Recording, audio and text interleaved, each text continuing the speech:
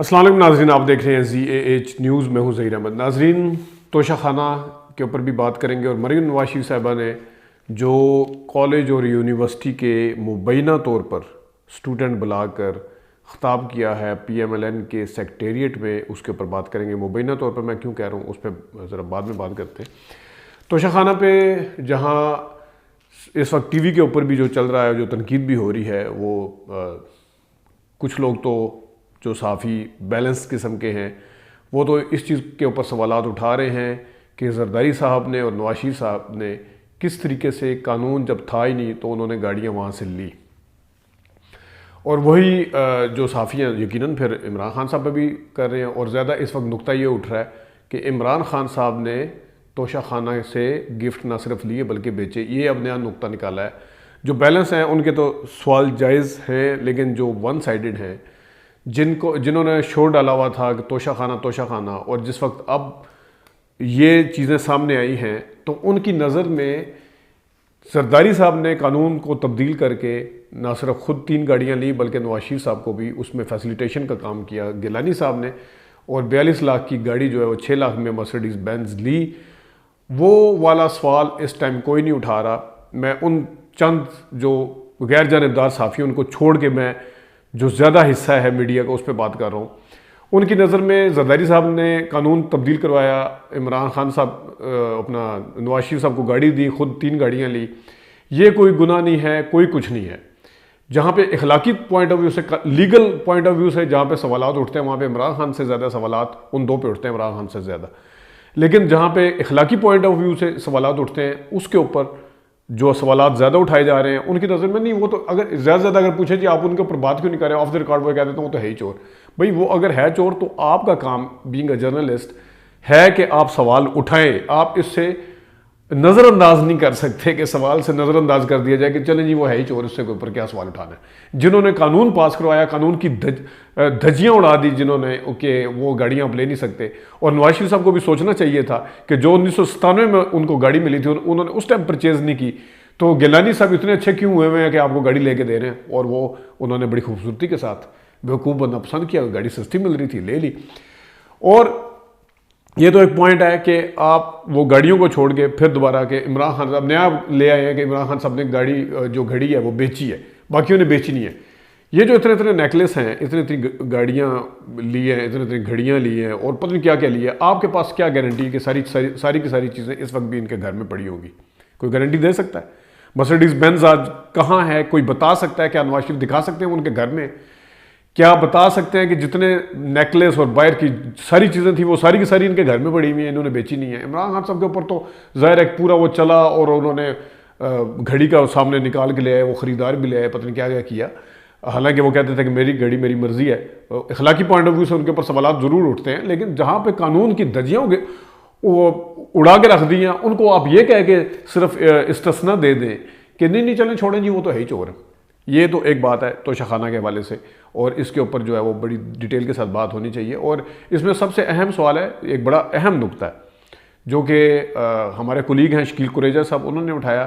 انہوں نے بتایا بڑی ویلڈ پوائنٹ ہے کہ آپ جب دوسرے ممالک میں تشریف لے کے جاتے ہیں تو آپ کو جو بھی گفٹ ملتا ہے، جو تحائف ملتے ہیں وہ ہوتے تو ریاست کے، آپ ان کو کوڑیوں اور اونے پونے داموں کے بھاؤ خرید کر اپنے گھروں میں لے جاتے ہیں.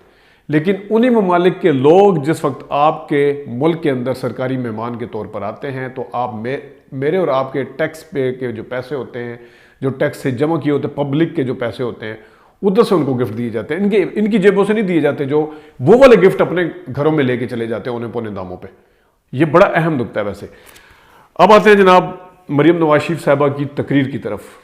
انہوں نے ٹویٹ کی کہ میں نے کالج اور یونیورسٹی کے طلباء سے خطاب کیا ہے. میں نے پہلے سوچا میں کہ کالج اور یونیورسٹی کے ایک ٹائم میں بندہ ایک کالج جا سکتا ہے یا ایک یونیورسٹی میں جا سکتا ہے. بعد میں پتہ چلا، جو کہ انہوں نے اپنے منہ سے بھی کہا، کہ یہ جو جگہ جہاں بیٹھے ہوئے ہیں PMLN سیکریٹریٹ ہے ماڈل ٹاؤن میں، یہاں پہ یہ ہوتا تھا. تو پہلی بات تو یہ ہے کہ مریم نواز شریف صاحبہ نے کوشش کی کہ عمران خان صاحب کے نقشے قدم پر چلتے ہوئے یونیورسٹی کے اسٹوڈنٹ کے سامنے خطاب کیا جائے.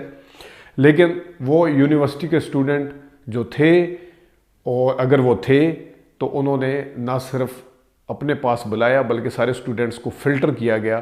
ظاہر ہے آپ یونیورسٹی جائیں گے، وہاں پہ ہر طرح کا بندہ ہوتا ہے، ہر طرح کا طالب علم ہوتا ہے، ہر سوچ رکھنے والا ہوتا ہے. جیسے عمران خان صاحب طارق جمیل صاحب کی موجودگی میں گئے تھے، بعد میں مریم نواز صاحبہ نے اس چانسلر کے اوپر کویشچن اٹھا دیے تھے، تو اس چانسلر نے کہا تھا آپ بھی آئیں، آپ بھی خطاب کریں. انہوں نے آپ کو دعوت دی تھی، آپ جا کے خطاب کرتے. آپ نے فلٹر کیا. یہ والی عادت ابھی کی نہیں ہے، یہ شہباز شریف صاحب جب گفٹ دیتے تھے، اپنا لیپ ٹاپ وغیرہ دیتے تھے، اس ٹائم پہ فلٹر کیا جاتا تھا کہ ہمارے نون لیگ کے بندے کون کون سے ہیں یا ان کی سوچ رکھنے والے. تو جس وقت بے تحاشا کالج اور یونیورسٹی ہیں، اتنی سی تھوڑی سی تعداد آپ نے سبز کوٹ پہنا کے جس طرح بھی وہاں پہ جمع کی یا جن کو بٹھایا گیا، ان میں سے لڑکیاں جو تھی جو کلیپ نہیں کرتی تھی وہ اپنی جگہ پہ تھی، وہ ایک دوسرے کو دیکھ کے ہنس رہی تھی. لگ رہا تھا، صاف پتہ چل رہا تھا کہ ان کو لایا گیا ہے یہاں پہ.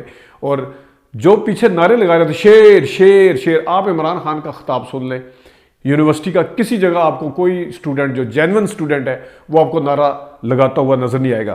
مبینہ طور پر یہاں پر جو نون لیگ کے یوتھ والے جو یہ جمع کیے ہوئے تھے، ان کو اسٹوڈنٹ کا روپ دھارا گیا تھا. آگے چند ایک لوگ بٹھائے ہوئے تھے، جس طرح میں نے کہا ہے ان کی اب ساری انسرشنز دیکھ لیں، کہیں پہ آپ کو نعرے لگاتے نہیں، کویشچن ایک دوسرے کی طرف آنکھوں میں آنکھیں دے کے ہنستے ہوئے نظر آئیں گی.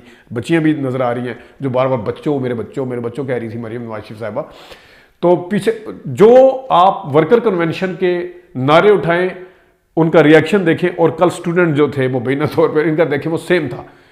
اسٹوڈنٹ اس طرح نہیں کرتے، شیر او شیر اور کلیپنگ اور جو لطیفے چھوڑ دی اس کے اوپر. یہ صبح شام آپ جو اپنے پارٹی ورکر کے سامنے باتیں کر رہی ہوتی ہیں کہ منجی نیچے چھپ گیا تھا، یہ ہو گیا تھا، وہ ہو گیا تھا، تو وہ وہاں پہ اس طرح کے ریاکشن آتے ہیں. اسٹوڈنٹ جو جنون آپ، میں پھر اگین کہوں گا، عمران خان نے 2-3 یونیورسٹی میں خطاب کیا، آپ اٹھا کے دیکھ لیں، کسی جگہ پہ بھی آپ کو وہ ریاکشن نظر نہیں آئے گا جو یہاں پہ مریم نواز شریف صاحبہ کا تھا. فلٹر کیے گئے، وہاں جانے کی بجائے خود کیا گیا. ایک ایک یونیورسٹی جائیں، ایک ایک کالج جائیں، وہاں کے ماحول میں جا کے آپ خطاب کریں، تو تب میں آپ کو مانوں گا کہ آپ نے جینون طریقے سے طلباء کے اندر جا کے خطاب کیا.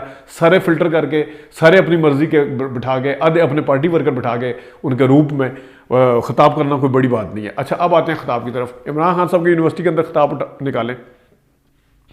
عمران خان صاحب کہیں پہ بھی بہت کم ایسا ایک نظر آئے گا آپ کو کہ اپنے اوپوننٹس کے حوالے سے بات کرتے نظر آئیں گے. وہ پہلے بتائیں گے میں جب یونیورسٹی پڑھتا تھا، وہ ظاہر اسٹوڈنٹ ان چیزوں کو سننا بھی چاہتے ہیں اور دیکھتے بھی ہیں. اپنی پہلے وہ یادیں شیئر کرتے ہیں اس کالج یونیورسٹی کی، اگر نہ بھی ہو تو خود وہ ایز اے اسٹوڈنٹ کیا تھے اس کو شیئر کرتے ہیں. اس کے بعد پھر وہ بتاتے ہیں کہ ہمارے ملک کے مسائل کیا ہیں، بغیر کسی اس کی تنقید کی. آپ اٹھا کے دیکھ لیں دوبارہ. اس کے بعد جناب صاحب وہ کرتے کرتے بیچ میں ان کا بھی ذکر کرتے ہیں ضرور، بقول ان کا جو ان کا بیانیہ ظاہر ہے چوروں والا یا اس والا، لیکن ان کی تقریر کا زیادہ جو ہوتا ہے وہ پالیسی آنے والا، مطلب یوتھ اپنے آپ کو کس طرح انگیج کر سکتی ہے، پازیٹیو مثبت چیزیں اس میں آپ کو نظر آئیں گی. یہاں پہ ٹوٹل عمران خان اور عمران خان نظر آیا. پوری مطلب آپ اسٹوڈنٹ کے آگے خطاب کر رہے ہیں، آپ کوئی پالیسی بتائیں. یہ ٹائم تھا آپ الکیمسٹ کو اور فلانی کو ذکر کرتے اگر آپ نے جینون طریقے سے وہ کتابیں پڑھی ہوئی تھی. یہ ٹائم تھا اسٹوڈنٹ آپ کے سامنے بیٹھے تھے. یہ ٹائم تھا آپ ان کو پالیسی بتاتی. یہ ٹائم تھا آپ بڑی مثبت تقریر کرتی وہاں پہ بیٹھ کے. یہ ٹائم تھا، یہ تھا وہ پلیٹ فارم جہاں پہ آپ کو کرنا چاہیے تھا. لیکن آپ نے وہی ورکرز والی، وہی ٹپیکل سوچ والی اور وہی ریئیکشنری تقریر، ریئیکٹیو ہو کے جو تقریر کی جاتی ہے، جس کے اوپر یہ سمجھتی ہیں کہ میں بہت بڑے، مجھے ملکہ حاصل ہے کہ میں اس کے اوپر تقریر کر سکتی ہوں. تو وہاں پہ بھی انہوں نے یہ کیا. یہ تو تھا تقریر کا ایک. اب میں آتا ہوں تقریر کے پوائنٹ کی طرف جو انہوں نے غلط بیانیاں کی. میں ملتان گئی، وہاں پہ پانی چھوڑ دیا تھا اسٹیڈیم میں. میں منڈی بہاؤالدین گئی، وہاں پہ پانی چھوڑ دیا تھا. لیکن میں نے ایک جگہ گڈ کے اوپر کھڑے ہو کے تقریر کی اور ایک جگہ پھر بھی میں نے گاڑی میں بیٹھ کے تقریر کی. اسٹیڈیم کے اندر پانی چھوڑنے کا مطلب ہوتا ہے کہ آپ کو اسٹیڈیم کے اندر تقریر کرنے کی اجازت نہیں، باہر اجازت ہے. سیکشن 144 لگانے کا مطلب کچھ اور ہوتا ہے کہ آپ اگر اس کو توڑیں گے تو آپ قانون کی خلاف ورزی کریں گے. یہاں پہ آپ کو اس جگہ سے روکا نہیں گیا تھا، یہاں پہ سیکشن 144 لگی تھی. ایک موازنہ تو یہ ہے. دوسرا، میں باہر نکلی اور میں نے پتھر کھائے. پتہ نہیں کس جگہ پتھر کھائے تھے، اس کی آج تک فٹی نہیں. البتہ پتھر مارتے ہوئے فٹی ضرور ہے. جو نیب کی عدالت کے اوپر انہوں نے پتھراؤ کیا تھا، ان کی گاڑی کے اندر سے نکلے تھے، وہ بڑی چلی تھی فوٹیج، آپ کو یاد ہوگا. پھر انہوں نے ظاہر دل میں شاید چور بھی تھا، بڑے پولیٹیکلی چارج ہیں جس ٹائم وہ آگے سے اسی قسم کے نعرے شعر اور وہ لگا رہے تھے، تو وہ ثابت کرنے کے لیے انہوں نے یہ بھی کیا. اور ایک جو ہے نا وہ شاعر نے اس شعر کو یقیناً جوڑا بھی بھٹو صاحب کے لیے لکھا گیا تھا یا نہیں لکھا گیا تھا، اس کے اوپر بعد میں دیکھ لیتے ہیں. وہ جوڑا ضرور جاتا ہے کہ کس سج دھج سے مقتل میں گیا وہ شان سلامت رہتی ہے، جان تو آنی جانی ہے. یہ بھٹو صاحب کے لیے جوڑا جاتا ہے. آپ نے وہ یہ شعر پڑھا، یہ اگین اسی طرح جس طرح حبیب جالب صاحب کے شعر شہباز شریف صاحب پڑھتے ہیں. اگرچہ حبیب جالب صاحب نے بینظیر بھٹو کے خلاف شاعری کی اور شریف فیملی کے خلاف شاعری کی، لیکن آپ نے اسی شاعر کو اپنے لیے، اپنے پازیٹیو کے لیے جیسے شہباز شریف صاحب نے استعمال کیا. تو آپ کے والد صاحب کی جو پیدائش ہے بھٹو صاحب کی مخالفت کر کے ہوئی. اگر وہ مخالفت نہ کرتے آج نواز شریف صاحب کہیں نہ ہوتے، بالکل کہیں نہ ہوتے. آپ نے بھٹو صاحب کی لیگسی کی ایسی تیسی پھیرنے کی کوشش کی جو آج تک قائم ہے. آپ نے بھٹو صاحب کی اوپر وہ جملے کسے، وہ ان کو سنائی. اب میں کیا کہوں، 90 کی آپ تقریر اٹھا کے دیکھ لیں کہ اس مزار کو ہم پتہ نہیں کیا بنائیں گے. اس بھٹو صاحب کے لیے جو شعر لکھا گیا تھا یا ان کے ساتھ ان کی نسبت سے جو جوڑا جاتا ہے وہ آپ اپنے لیے استعمال کر رہے ہیں. کچھ تھوڑا سا عقل کریں.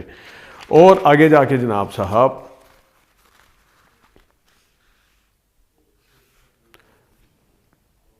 آج ملک 2013 میں نواز شریف کے ٹائم پہ سرمایہ کار جو تھے وہ سرمایہ کاری لے کے بیٹھے ہوئے انتظار کر رہے تھے نواز شریف صاحب آئیں. آج ملک اس کی وجہ سے یعنی عمران خان کی وجہ سے $1 بلین کو ترس رہا ہے. سوال یہ ہے کہ آج وزیر اعظم عمران خان ہے یا آپ کے چچا جان ہے جو $1 بلین کو اگر ترس رہا ہے؟ اگر وہ وزیر اعظم ہوتے عمران خان تو پھر وہ جواب دیتے. آج سوال بڑا یہ ہے کہ وزیر اعظم کون ہے. نواز شریف کے دور میں ڈالر 4 سال 100 سے نیچے رہا. یہ میں آپ کو لکھ کے دینے کے لیے تیار ہوں، میں گارنٹی بیٹ کرنے کے لیے تیار ہوں. 2016 اٹھائیں، ڈالر 100 سے اوپر تھا. ٹھیک ہے. نواز شریف کے دور میں 4 سال آٹے کی قیمت 35 روپے رہی. میں 16 فروری 2016 کی ایک نیشن کی خبر ہے، چاہیں تو میں آپ کو لنک بھی سینڈ کر دوں گا، خود بھی دیکھ لیجئے گا کہ 10 سال میں 300% جو فلور کی قیمت ہے وہ بڑی ہے. اس کے جو فلور ملز والے تھے انہوں نے وہ بتایا بھی تھا کہ آٹے کی قیمت 2016 میں 10 سال میں خالی 2016 کی بات نہیں کر رہا، 10 سال میں تھا. اور اس میں انہوں نے پورا وہ دیا ہوا ہے کہ 2016 میں کتنی بڑی ہے. یہ ہے اس ٹائم کی بات. گھی کی قیمت 140 روپے رہی. یہ بھی آپ 2016 کے انڈیکس اٹھا کے دیکھ لیں، 140 روپے نہیں تھی. پیٹرول کی چینی کی قیمت 50 روپے سے 55 روپے سے زیادہ نہیں بڑھ سکی. آپ کو یاد ہوگا نواز شریف کے دور میں چینی کا سخت بحران آیا تھا. یہ والا جو دور تھا 2013 سے 2018 تک، یہ تو 17 تک مانتے ہیں کیونکہ 17 میں وہ آگے تھے شاہد خاقان. تو اس ٹائم شوگر کا آپ اٹھا کے دیکھ لیں، چینی ملتی نہیں تھی کہیں پہ، کسی جگہ نظر نہیں آتی تھی چینی. یہ بھی ایک جھوٹ. اور اوپر سے انہوں نے جو گھی کی اس کی پیٹرول کی قیمت بتائی ہے وہ بھی غلط بتائی ہے. اس ٹائم پیٹرول کا بھی ایک بہت سنگین قسم کا بحران آیا تھا، لیکن اس بحران کے علاوہ بھی جو پیٹرول کی قیمت تھی وہ ان کے جو بتا رہی ہے وہ نہیں تھی. نعرے میں نے آپ کو بتا دیے جس قسم کے لگ رہے تھے، وہ کبھی بھی اس قسم کے نعرے جو اسٹوڈنٹس ہوتے ہیں وہ نہیں لگاتے. اچھے لیڈر کو بہادر ہونا چاہیے، یہ سب سے بڑا لطیفہ ہوتا ہے، سب سے بڑا لطیفہ. آپ دور نہ جائیں، آپ پیپلز پارٹی سے پوچھیں کہ نواز شریف اور شریف خاندان جو ہے کتنا بہادر ہے. وہ آپ کو پوری ڈیٹیل بتائیں گے، جیل کے اندر رہنے کی بھی بتائیں گے، معاہدے کر کے بھاگنے کی بھی بتائیں گے. ابھی بھی لوگ جو ہیں سپورٹر ووٹر صحافی منتیں ترلے کر رہے ہیں کہ نواز شریف صاحب واپس آ جائیں. ان کو پتہ ہے کہ میری پارٹی کا سروائیول میرے آئے بغیر اگر نہیں ہے، ممکن نہیں ہے. میں آؤں گا تو شاید اس میں کوئی جان پڑ جائے، یا چلیں وہ تو بعد کی بات ہے کہ اس کے اندر جان پڑتی ہے نہیں پڑتی. کم از کم اپنی پارٹی کے جتنے بھی ورکر ووٹرز ہیں ان کی خواہش کو مد نظر رکھتے ہوئے آ جاتے. تو وہ کیوں نہیں آتے؟ آ کے مریم بی بی کہتی ہیں آج نواز شریف کو اس ملک کی ضرورت ہے، اس ملک کو نواز شریف کی ضرورت ہے. تو کس نے روکا ہوا ہے نواز شریف کو واپس آنے سے؟ سوال تو یہ ہے کیوں واپس نہیں آ رہے وہ. 5 ماہ میں جیل میں رہی. اچھا اب یہ صرف 3 دن پہلے میں نے ویڈیو کی تھی، انہوں نے کہا تھا 5 ماہ میں ایک دفعہ رہی، 5 ماہ ایک دفعہ رہی. وہ 10 ماہ جو ہے وہ بالکل آدھے ہو گئے 5 ماہ پہ آگے. ایک اور جھوٹ.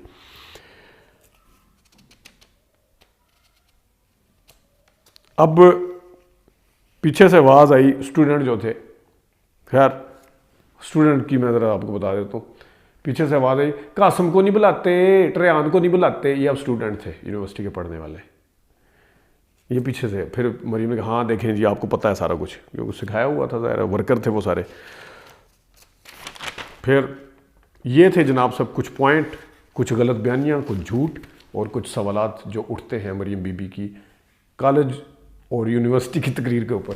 ناظرین ابھی تک کے لیے اتنا ہی، اجازت دیجیے، اللہ حافظ.